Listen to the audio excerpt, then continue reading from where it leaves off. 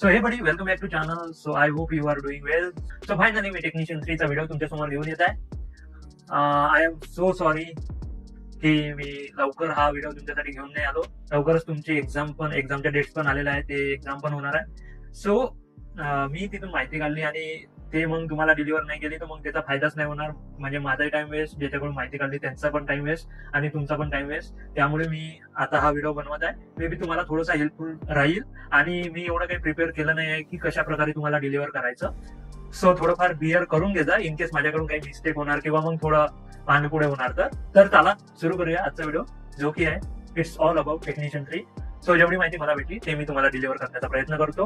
पण तुम्हाला एकच काम करायचं आहे, चॅनलवर नवीन असाल तर सबस्क्राईब करायला विसरू नका. Please subscribe to our YouTube channel आणि हा व्हिडिओ शेवटपर्यंत पहा आणि मग तुम्ही डिसाईड करू शकता लाईक करायचा आहे, कमेंट करायचा आहे. तर चला तर सुरू करूया आजचा व्हिडिओ.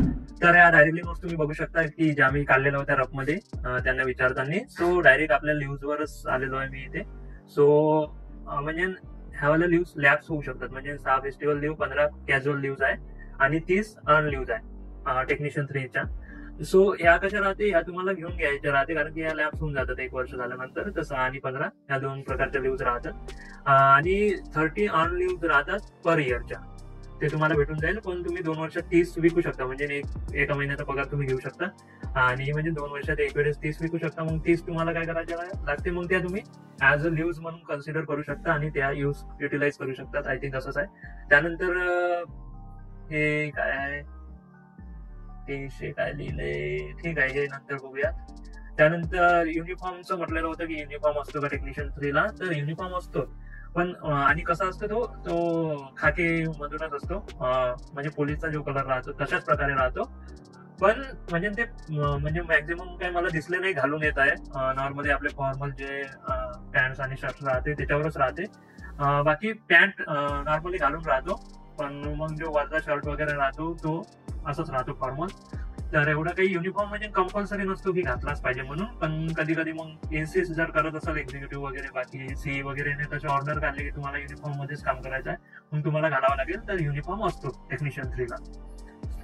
त्यानंतर आपण जर पुढे गेलो, सो जेई आणि टेक्निशियन म्हणजे ते राहतात कुठे त्याच्याविषयी सांगतो. अनफॉर्च्युनेटली मी काही तिथचा व्हिडिओ बनवू शकलो नाही. म्हणजे बनवायची प्लॅनिंग होती की म्हणजे क्वार्टर वगैरे कसे राहतात, पण ते काही शक्य झालेलं नाही. इन केस मला आणखी जर म्हणजे चान्स भेटला तिकडे जायचा तर मी तुम्हाला तो व्हिडिओ घेऊन येणार. कारण की काही लोक अजून आहे आपल्या ओळखीचे तिथं, तर ठीक आहे, म्हणजे मी बनवून घेणार जर इन केस आपल्याला चान्स भेटला तर. सो जेई आणि टेक्निशियन म्हणजे ग्रुप 3 च्या पोस्ट आहे, ठीक आहे. तर त्यामध्ये कसं राहते की म्हणजे भारतचं सांगतो उदाहरण, बाकी इकडे कसं आहे ते मला माहित नाही. तर त्यामध्ये कसं होतंय की आता हे दोघं टेक्निशियन 3 आणि जेई म्हणजे ग्रुप सी किंवा ग्रुप 3 चे एम्प्लॉई आहे. तर तिथे कसं होतं ABCDE असं होतं, ABCDE आणि जे मग कसं DEM असं राहते आणि असं EM आहे. तर DEM म्हणजे डीच्या बिल्डिंग्स राहते वेगवेगळ्या, म्हणजे बिल्डिंगचे नाव आहे. तर DE म्हणजे ए आणि DY एक्झिक्युटिव्हला भेटते. तसंच टेक्निशियन आणि जेई लोकांना EM बिल्डिंग राहते. मग EM आणि DEM मध्ये काय फरक आहे, सो DM 2 BHK आहे आणि EM जे आहे 1 BHK क्वार्टर राहते. तर हा फरक आहे. म्हणजे तुम्हाला आणि जेईंना दोघांना पण 1 BHK क्वार्टर तिथे भेटून जाईल. ज्या पण प्लांट मध्ये तुम्ही जाणार तर म्हणजे हेच आहे की तुम्हाला 1 BHK क्वार्टर भेटेल. ए आणि DY एक्झिक्युटिव्ह वगैरे त्यांना 2 BHK भेटतो. सो EM म्हणजे 1 BHK तुम्हाला भेटेल. तेच आहे, EM हे बिल्डिंगचं नाव आहे आणि 1 BHK क्वार्टर भेटून जाईल तुम्हाला. त्यानंतर जर तुम्ही पुढे गेला, सो मॅक्झिमम लोक म्हणत आहे मग HRA नाही भेटत का, जेव्हा सॅलरी स्लिपचा व्हिडिओ बनवला होता. तर त्यामध्ये कसं राहते की इथे कसं राहते की क्वार्टर तुम्हाला भेटूनच जाते मॅक्झिमम टाइम. पण इन केस ते भेटलेलं नाही तर मग तुम्हाला म्हणजे HRA भेटतो. म्हणजे त्यांनी म्हटलं पाहिजे की आमच्याकडे क्वार्टर अवेलेबल नाही, तेव्हाच तुम्हाला मग HRA वगैरे भेटतो. तर अशी आहे प्रोसेस. म्हणजे HRA तेव्हाच भेटेल जेव्हा क्वार्टर अवेलेबल नाही असं ते लिहून देणार, त्याच्याशिवाय नाही भेटणार. सो ते लक्षात ठेवायचं आहे की क्वार्टर नॉर्मली भेटूनच जाते. सो टेक्निशियन आणि जेई लोकांना 1 BHK क्वार्टर भेटून जाईल. ते नाही भेटलं तर तुम्हाला HRA भेटतो, जसं इथं मेन्शन आहे. त्यानंतर कसं राहते की डिपार्टमेंटल एक्झाम नसते. म्हणजे कसं राहते की तुम्ही असं नाही करू शकत की म्हणजे टेक्निशियन आहे आणि म्हणजे डायरेक्ट प्रमोशन घ्यायसाठी जसं कसं राहते की आता सपोज याचं तुम्ही जेई किंवा EE लागलेलं आहे, EE लागले आहे सपोज. सो जर तुमचा टाइम म्हणजे 2-3 वर्ष झाले तर तुम्ही DY एक्झिक्युटिव्हची एक्झाम देऊ शकता. पण टेक्निशियन मध्ये तसं नाही आहे, म्हणजे टेक्निशियन 3 आहे तुम्हाला मग तुम्ही डायरेक्ट JEE ची एक्झाम निघाली तर JEE देऊ शकता असं नाही. त्याच्यावर कसं राहते की म्हणजे असं करू नाही शकत. आणि त्याच्यात कसं राहते की एक्सपिरियन्सवर प्रमोशन होऊन जाते तुमचं. म्हणजे काही म्हणजे सपोज तुम्ही टेक्निशियन 3 लागाल तर टेक्निशियन 2 जेव्हा होणार ना तेव्हा तुमचं प्रमोशन होणार. म्हणजे ते तर झालं. आणि ते एक्सपिरियन्सवर होणार, म्हणजे 5 वर्षाचा एक्सपिरियन्स 6 वर्षाचा एक्सपिरियन्स जो पण असेल त्याच्या बेसिसवर होणार. तर त्याच्यावर प्रमोशन होते. असं एक्झाम नाही राहत. म्हणजे टेक्निशियन 3 to 2 जासाठी एक्झाम नाही आहे, 2 to 1 जासाठी एक्झाम नाही आहे. ते तुम्हाला एक्सपिरियन्स थ्रू जावं लागेल. ठीक आहे. म्हणजे ते तुमची हायरकी सांगत आहे बरोबर. आणि मग जर तुम्हाला मग ती टेक्निशियन 2 आणि 1 नाहीच व्हायचं आहे बा, तुम्हाला ते सरपास करून पुढे जायचं आहे, तर ते कसं करू शकता मग तुम्ही एक तर डिप्लोमा करून घ्या टेक्निशियन म्हणजे ITI झाल्यानंतर, किंवा मग डिग्री करून घ्या किंवा लागल्यावर जे एक्झाम डिपार्टमेंटमध्ये. मग तुम्ही डायरेक्ट त्या ज्या 1, 2, 3 चार्जमॅन 2च्या जागेवर किंवा 1च्या जागेवर तुम्ही जाऊ शकता. हे चार्जमॅन 2 आणि 1चं इक्विव्हॅलंट आहे JEE. तर तिथे मग तुम्ही कसं करू शकता की तुमचा जे हे राहते तुमची डिग्रीच्या बेसवर किंवा डिप्लोमाच्या बेसवर डायरेक्ट इथे जाऊ शकता. म्हणजे समजलं की जे टेक्निशियनची हायरकी आहे त्याच्यात तर एक्सपिरियन्स थ्रूच होणार, तिथे एक्झाम नाही होणार. पण तुम्हाला जर त्यांना सरपास करून म्हणजे टेक्निशियन 2, 1 सरपास करून डायरेक्ट JEE वाचाय, मग तुम्हाला डिप्लोमा किंवा डिग्री लागेल. म्हणजे असं तुम्ही जाऊ शकता वरती, नाही तर मग तुम्हाला एक्सपिरियन्स थ्रू जावं लागेल. ठीक आहे. आता मग ते कसं राहते सांगू का, कसं राहते म्हणजे हायरकी कशी आहे तुमची. टेक्निशियन 3 तुम्ही लागणार, त्याच्यानंतर तुम्ही टेक्निशियन 2 बनणार, मग त्याच्यानंतर टेक्निशियन 1 बनणार. मग याच्यात जर टाइम जर पाहिला तर 3 to 4 इयर्स इथं पण आहे, 3 to 4 इयर्स इथं ऍव्हरेज म्हणत आहे. ठीक आहे. आणि मग कसं राहते हे ऍव्हरेज का बरं, कारण की वॅकन्सीज किती आहे त्याच्यावर डिपेंड करतात की पुढे कोण जाणार, सिनियरिटी नंबर राहतो त्याच्यावर डिपेंड राहतो. तर त्याप्रमाणे आहे. म्हणजे 3 वर तुम्ही लागणार, मग 2 होणार, मग 1 होणार, मग चार्जमॅन 1 होणार, मग चार्जमॅन 2 होणार. ठीक आहे. 3 to 1, 1 to. चार्जमॅन 1 इक्विव्हॅलंट राहतो JEEच्या आणि चार्जमॅन 2 जो राहतो तो इक्विव्हॅलंट राहतो AEचा. आता कसं राहते की हे टेक्निशियन 3 to 1 जे आहे ना, याचं काम कसं आहे की जेवढं JEE किंवा AE सांगतो तेवढं करायचं, जे त्यांनी सांगितलं तेवढं करायचं. तुम्हाला फक्त त्याचं ऐकणं आहे आणि काम करून देणं आहे त्याचं. तुम्ही रिस्पॉन्सिबल नाही आहे की ते काम चांगलं झालं की वाईट झालं, किंवा इन केस काही दिवसांनी त्याच्यावर फॉल्ट आला तर तुम्ही जबाबदार नाही राहणार त्याला, म्हणजे त्याचा आन्सर देण्यासाठी. कारण की तुम्हाला डायरेक्ट कोण करत आहे JEE किंवा AE, तर जबाबदार ते लोक राहील, कारण की ते तुमच्याकडून काम करून घेत आहे, असा फेनॉमेना आहे. तर इन केस काही झालं, टीप झालं, काही झालं, पुढे झालो, तर ते म्हणजे हे 3 पोस्ट जे आहे एवढ्या जबाबदारीच्या पोस्ट नाही आहे, म्हणजे उत्तरदायित्व नाही आहे तुमच्या पोस्टवर. पण JEE जे लोक आहे किंवा चार्जमॅन 1 चार्जमॅन 2 आहे ते जबाबदारीची पोस्ट आहे. ते कारण की त्यांच्या नावावर परमिट वगैरे इश्यू होतात, ते त्यांच्या नावावर काम करतात, तर सर्व जबाबदारी त्यांच्यावर येते. AE JEE लेवलवर तुमच्यावर नाही आहेत. तर टेक्निशियन 3 to 1 हे एवढ्या जबाबदारीच्या पोस्ट नाही आहे, किंवा मग उत्तरदायी नाही आहे वरच्या लोकांना. ठीक आहे. तुम्हाला तुमचं काम केलं आणि मोकळं झालं असं काम आहे. मग बाकी जे प्रायव्हेटायझेशन वगैरे आहे तर हे माहिती आहे स्टेट PSU आहे, आणि यामध्ये कसं आहे 100% जो स्टेक आहे किंवा मग वाटा आहे किंवा पैसे जे आहे ते स्टेट गव्हर्नमेंट लावतात. तर सध्या तरी असं प्रायव्हेटायझेशनचं लक्षण दिसत नाही आहे. मे बी डिस्कॉम वगैरे मध्ये चालू आहे, बघता येते ते, त्याच्यावर काही एवढं मी बोलू शकत नाही सध्या तरी. सो ही गव्हर्नमेंटची कंपनी आहे, जसं सेंट्रल PSU राहते तसं स्टेट PSU तुम्ही म्हणू शकता. बाकी जे कंट्रोल वगैरे आहे याच्यावर MERC राहते, महाराष्ट्र इलेक्ट्रिसिटी रेग्युलेशन कमिशन, त्याच्या जे आपण रेग्युलेटरी लॉज आहे त्याच्यावर हे पूर्ण PSU काम करतात आपले. प्रत्येक स्टेटमध्ये त्यांच्या इलेक्ट्रिसिटीच्या युटिलिटीज आहेत, तसं आपली पण आहे, आणि काही सेंट्रलच्या राहतात तसं. तर ते झालं.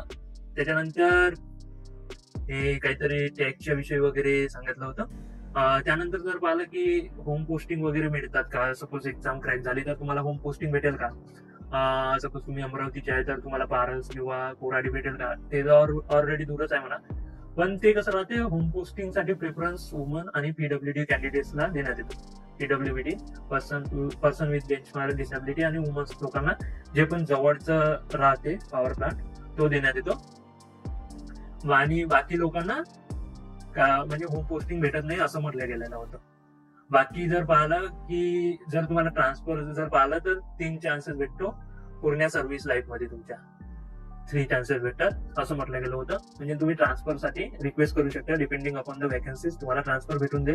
त्याची पण एक प्रोसेस असते. ते एवढं काही डिटेलमध्ये मला माहित नाही, पण असं म्हटलं म्हणजे हे त्यांनी माहिती सांगितली आहे ते तुम्हाला सांगत आहे. ठीक आहे, with in whole service 3 transfer तुम्ही घेऊ शकता.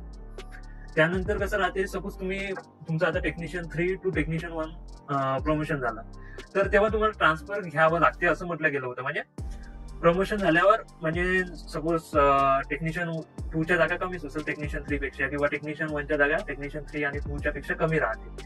सो इन केस त्या प्लांटमध्ये जर जागा असेल, सपोज टेक्निशियन 1 मध्ये टेक्निशियन 2 मध्ये टेक्निशियन 3 च्या सपोज 10 जणांचं प्रमोशन झालेलं आहे, पण टेक्निशियन 2 मध्ये तिथे जागा आहेच नाही, सपोज 8 जणांच्या जागा आहे, तर मग जे दोघं लोक राहील त्यांना मग अकॉर्डिंग टू त्यांची सिनियरिटी जे पण राहील काही क्रायटेरिया लावत असेल, मग त्यांचं ट्रान्सफर करून देणार दुसऱ्या पॉवर प्लांटला. जसं एक उदाहरण होतं तिथे, जे आधी खापरखेडा किंवा कोराडीला काम करत होते, मग ते पारसला ट्रान्सफर झाले, त्याचे प्रमोशन झालं.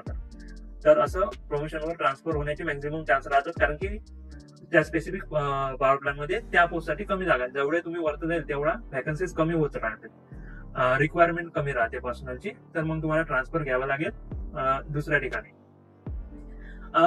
पहिले कसं होतं की म्हणजे प्लांट वाईज सिनियरिटी होती वाटते, पण 2014 पासून जे आहे ते स्टेट सिनियरिटी आहे. म्हणजे पूर्ण महाजनको मध्ये टेक्निशियन 3 ची एक सिनियरिटी लिस्ट आहे, त्याच्या अकॉर्डिंग बाकी टेक्निशियन 3 टू टेक्निशियन 2 आणि टेक्निशियन 2 टू टेक्निशियन 1 हे प्रमोशन होत राहते. सो आधी ते प्लांट वाईज होती, आता स्टेट वाईज आहे. सो आता म्हणजे आणखी कमी चान्सेस आहे, म्हणजे तेच आहे की त्या स्पेसिफिक प्लांट मध्ये तुम्ही जास्त दिवस सर्व करू नाही शकत असं काही. तर ते झालं. जर तुम्हाला वाटलं की मला म्हणजे ट्रान्सफर घ्यायचं नाही आहे, मग तुम्ही प्रमोशन तुमचं होणार नाही, म्हणजे तुम्हाला, कारण की त्या ठिकाणी जागाच नसली तर मग तुमचं प्रमोशन होणार नाही. प्रमोशन नाही घेतलं तुम्ही तर मग तुमचं ट्रान्सफर होणार नाही, म्हणजे वायसा वर्सा. तर तुम्हाला जर प्रमोशन लागत असेल तर तिथं जर व्हॅकन्सीज असेल तर काही प्रॉब्लेम नाही, पण इन केस तिथं व्हॅकन्सीज नाही आहे तर मग तुम्हाला ट्रान्सफर घ्याशिवाय दुसरा पर्याय राहणार नाही. ठीक आहे. त्यानंतर कसं राहते की म्हणजे जनको लोअर मोस्ट रिक्रुटमेंट जे होते ते टेक्निशियन 3 चे होते, बाकी डिस्कॉम आणि ट्रान्सको मध्ये क्लास 4 पोस्ट पण राहते, जे की आता जनको मध्ये नाही आहे. ठीक आहे. तर सो जनको मध्ये क्लास 3 लोएस्ट पोस्ट आहे, जे की डायरेक्ट रिक्रुटमेंट थ्रू होते. हे पण झालं. त्यानंतर ट्रेनिंग वर आपण बोलूया. सो ट्रेनिंग जर पाहिलं, सो म्हणजे 48 वीक म्हटलं होतं, त्याच्यात मग दोन्ही आलं. ओजीटी पण राहते, OGT means on job training, आणि क्लासरूम पण राहते. सो 40 पैकी 8 वीक जे राहील तुमचं क्लासरूम ट्रेनिंग राहील, आणि 40 वीक ओजीटी राहील असं म्हटलेलं आहे. आणि मग ते 40 वीक जे ओजीटी राहील त्याच्यातले मग म्हणजे 2-2 वीक तुम्हाला पर सेक्शन घुमवल्या जाईल, असं म्हणजे ऑफिशियली म्हटलं जाते. पण नॉर्मली एक सेक्शन देऊन देते अकॉर्डिंग टू तुमचा ट्रेड किंवा ट्रेडर्स जे ITI मध्ये राहतात. आणि मग त्यानंतर ते सेक्शन मध्ये मग तुम्हाला डायरेक्ट कामच करावं लागते, म्हणजे हँड्स ऑन एक्सपिरियन्स घ्यावा लागतो. यामध्ये कसं राहते की असं नाही राहत आमच्यासारखं की 12 महिने तुम्हाला 27,000 काम करावं लागेल, किंवा मग जेई असेल तर 22,000. येथे तुम्हाला स्टार्टिंग पासून फुल सॅलरी देण्यात येते जेव्हा तुम्ही लागतं तेव्हाच. त्यानंतर जर पाहिलं, सो टेक्निशियन 3, त्यानंतर टेक्निशियन 2 आणि टेक्निशियन 1, आणि मग चार्जमॅन 1 बनतात तुम्ही. ठीक आहे. प्रमोशन जर पाहिलं 3, 2, 1 आणि चार्जमॅन 1, आणि हे सगळे क्लास 3 च्या पोस्ट आहे. म्हणजे टेक्निशियन 3, 2, 1, चार्जमॅन 1 हे क्लास 3 आहे. फक्त याच्यात तुमचं कसं बेसिक वाढत राहील, बेसिक आणि अकॉर्डिंग टू DA आणि ते सगळं वाढत राहील. आणि त्याच्यानंतर जर तुम्ही चार्जमॅन 2 बनले, सो क्लास 2 मध्ये चालले जाईल. आता चार्जमॅन 1 इक्विव्हॅलंट टू JE राहतो, चार्जमॅन 2 इक्विव्हॅलंट टू AE राहतो. ते तुम्हाला सांगितलंय. हे जे आहे ह्या 3-4 असे जर तुम्ही गेले सरळ तर ते एक्सपिरियन्स वर तुम्ही जाऊ शकता, आणि मग मे बी तुम्ही मॅक्झिमम क्लास इथपर्यंत AE बनू शकता आय थिंक, कारण की 4-4 वर्ष आहे, म्हणजे 4-4 4-4 4-12 4-16, तर क्लास 2 पर्यंत तुम्ही जाऊ शकता. कारण की ते ऍव्हरेज टाइम सांगितला बरं मिनिमम झाला, म्हणजे पण तरी पण पूर्ण तुमची सर्व्हिस चार्जमॅन 2 पर्यंत संपून जाईल मे बी.